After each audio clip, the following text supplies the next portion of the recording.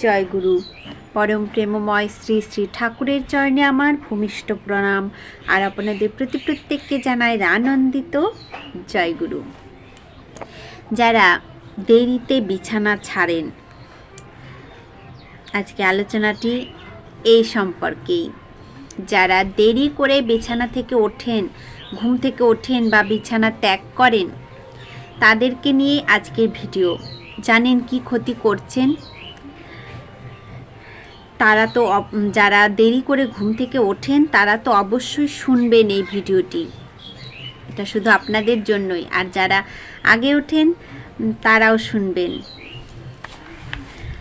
আজ ইষ্ট প্রসঙ্গে আলোচনা করব, ভোরে না উঠলে আমাদের কি কি সমস্যা হতে পারে। এটা কি জানেন আপনারা? কি কি সমস্যা হতে পারে যদি আমরা ঘুম থেকে দেরি করে উঠি? অনেকে ভোরে উঠতে পারে না, অনেকের আবার রাত জেগে কাজ করতে হয়, আবার অনেকের ভোরে উঠলে ঠান্ডা লেগে যায়। এর জন্য অনেকে 7টা 8টা এমনকি 9টাও বেজে যায় ঘুম থেকে উঠতে।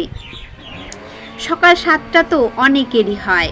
সকাল 7টার পর ঘুম থেকে উঠলে আমাদের কি কি ক্ষতি হতে পারে তা শুনলে আপনারা অবাক হয়ে যাবেন, আপনারা চমকে উঠবেন যে কি কি ক্ষতি হয়ে যেতে পারে, অবাক হয়ে যেতে পারেন। তাই শ্রী শ্রী ঠাকুর এমনটাই কিন্তু বললেন যে সকাল 7টার পরে যদি আমরা ঘুম থেকে উঠি তাহলে আমাদের কি কি ক্ষতি হতে পারে। আমরা ভাবি আমাদের এত রোগ জ্বালা কেন হয়, আমাদের শরীর কেন এত দুর্বল হয়ে পড়ছে, কেন আমাদের স্মৃতিশক্তি কমে যাচ্ছে। কিন্তু একটু যদি আমরা সন্ধান করে দেখি তাহলে আমরা বুঝতে পারব শ্রী শ্রী ঠাকুর প্রথম থেকে বলে আসছেন ব্রাহ্ম মুহূর্তে ঘুম থেকে উঠতে। তা অনেকেই আমরা পারি না, অনেকেই, কিন্তু যদি আমরা 2-1 দিন চেষ্টা করি তাহলে কিন্তু ঠিক আমরা পারব। সকালে উঠে হাত মুখ ধুয়ে পরিষ্কার পরিচ্ছন্ন হয়ে নাম ধ্যান করে ইষ্টভৃতি করা, এগুলো হলো সকালের কাজ। এইটুকু কাজই তো ঠাকুর আমাদের করতে বলেছেন। ভোরে উঠে ঠাকুর কি কি করতে বললেন এবং কি কি করতে বললেন না তা কিন্তু ভালো করে শুনবেন, মনোযোগ দিয়ে শুনবেন।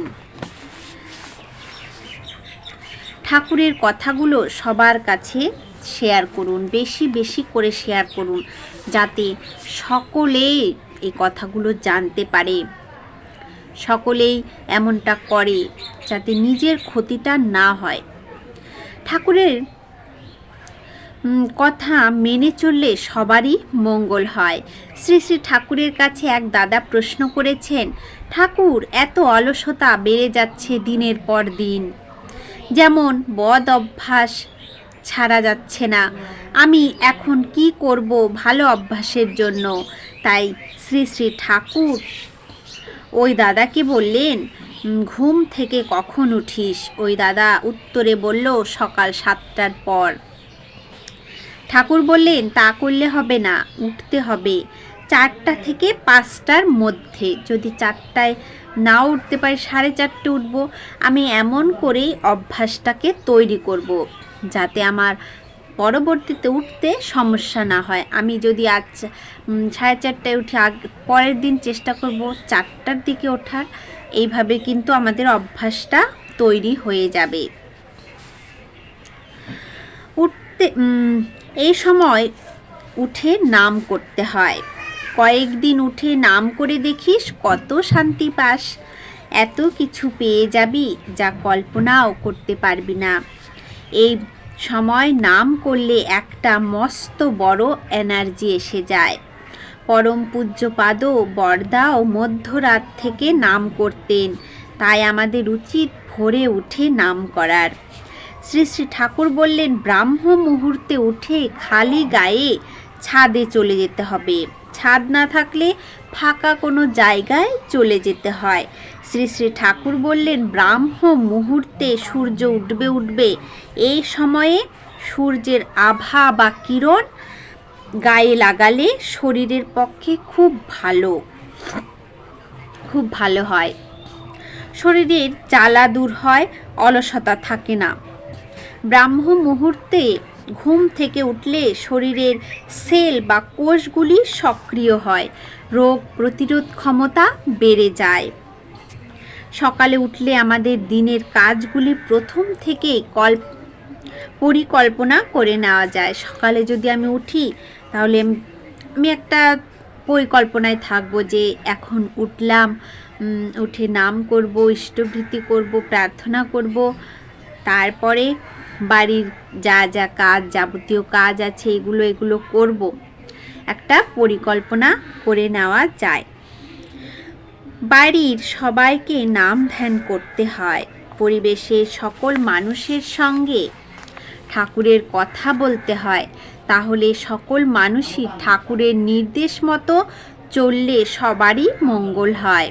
তাই আমাদের সকালে উঠেই নাম ধ্যান করে ইষ্টভৃতি করতে হয়। তাতে আমাদের ফুল এনার্জি আসে, বদ অভ্যাস, অলসতা সব কিছুই দূর হয়। এক দাদা ঠাকুরকে প্রশ্ন করলেন, আমার কাজ করতে অনেক রাত হয়, তাই আমার ঘুম থেকে উঠতে দেরি হয়। ঠাকুর বললেন, প্রথম একটু অসুবিধা হবে, পরে তা ঠিক হয়ে যায়। শোবার সময় আগেই সকালে ওঠার পরিকল্পনা করে নিতে হয়, তাহলে আস্তে আস্তে অভ্যাস হয়ে যাবে। তাই আপনারা 7টার আগে ঘুম থেকে ওঠার চেষ্টা করবেন, 4টে থেকে 5টার মধ্যে। এই সময়টা হচ্ছে ব্রাহ্ম মুহূর্ত। এই সময়টা যদি অনেকে না জানেন, বলে দিচ্ছি, 4টা থেকে 5টা সময়টি হচ্ছে ব্রাহ্ম মুহূর্ত। আর এই সময়ে ওঠার চেষ্টা সকলেই করুন, করে নাম করুন, তাহলে অনেক শান্তি আসবে, অনেক এনার্জি পাবেন, ফুল এনার্জি চলে আসবে আপনাদের শরীরে। এটা ধীরে ধীরে অভ্যাস করলে আপনার প্রথমে অসুবিধা হতে পারে। ঠাকুর তাই বললেন, ধীরে ধীরে অভ্যাস করে নিতে হবে। শোবার সময় পরিকল্পনা করেই শুতে হবে যে আমি যেন এই টাইমে উঠি। বা এখন আমাদের মোবাইল আছে, অ্যালার্ম দিয়ে রাখলাম, টাইম মতো ওঠার চেষ্টা করতে হবে। আপনারা চেষ্টা করলে অবশ্যই পারবেন। আর এই ভিডিওটি সবার কাছে শেয়ার করে দিন, যাতে সকলেই জানতে পারে যে 7টার পরে ঘুম থেকে উঠলে কতটা নিজের শরীরের কতটা অমঙ্গল হচ্ছে, যেন সকলেই জানতে পারে। আপনারা সবাই ভালো থাকবেন, সুস্থ থাকবেন। আজকের আলোচনা প্রসঙ্গ এই পর্যন্তই। জয় গুরু।